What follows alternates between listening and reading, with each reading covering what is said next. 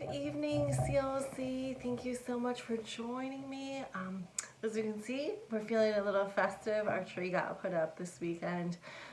So as we enter this Christmas season, many people celebrate Advent or have different traditions within your family to think about the meaning of Christmas. And I know that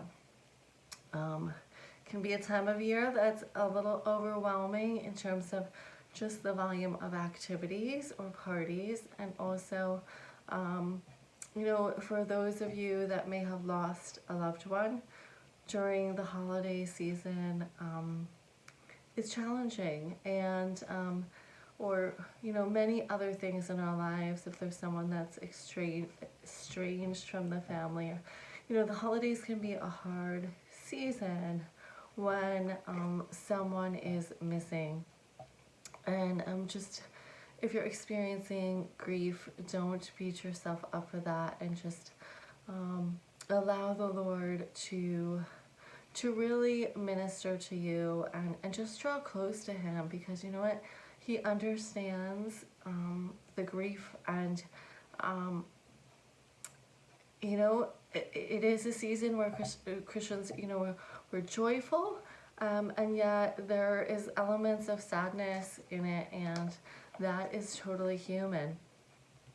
So as we begin to count down to Christmas, I like to reflect on really who Jesus was, because it is true that we look forward to that day at Christmas when we celebrate, oh, Jesus is born in a manger. He is born as a baby, a perfect, spotless, sinless baby. And yet, so often, I think it's easy to forget that he lived a long period of his life,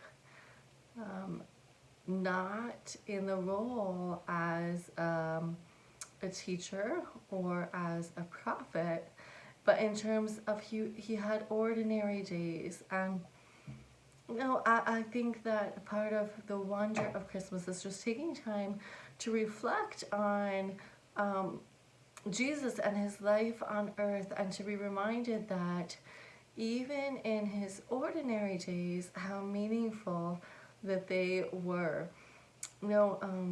Joyce Myers says something in, I think it's in some of her books, but also in some of her speaking. I've heard her say that, her greatest learning came from the grocery store when, here she was trying to become, or feeling that God called her to become a speaker or a preacher. And it was in the moments of ordinary life, like at the grocery store, when God prompted her, you need to be responsible and go put that cart back, or maybe you just need to be kind to this person, or whatever it is.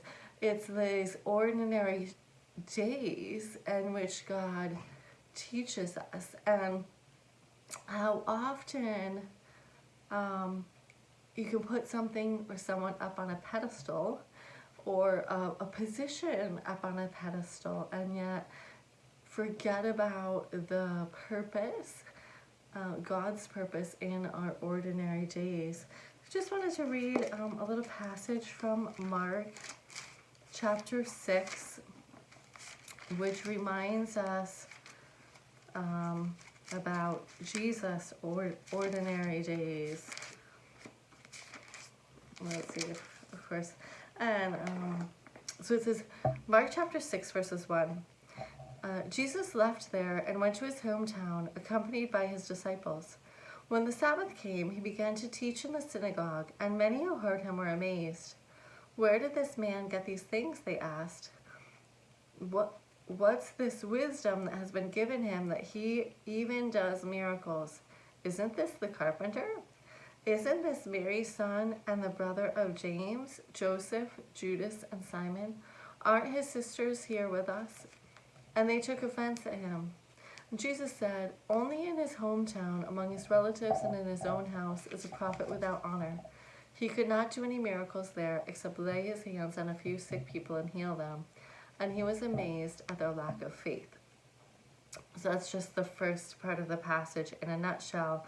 But what I'm reminded about is here people also saw Jesus as ordinary because they saw where he had come from.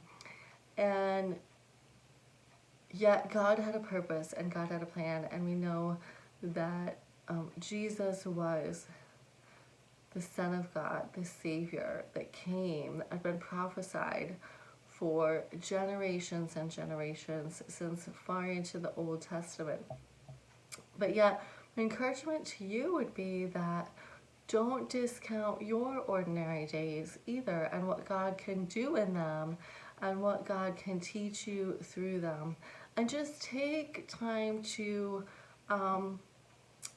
also just ponder that Jesus was here and he lived and he walked among us, and that just the story, and it's not a story because it's true in terms of, I hate to call it a story because we want to never want to underestimate the fact that it is true, but the account of Jesus, I should say, in the Bible, like, don't let it just become mundane and ordinary.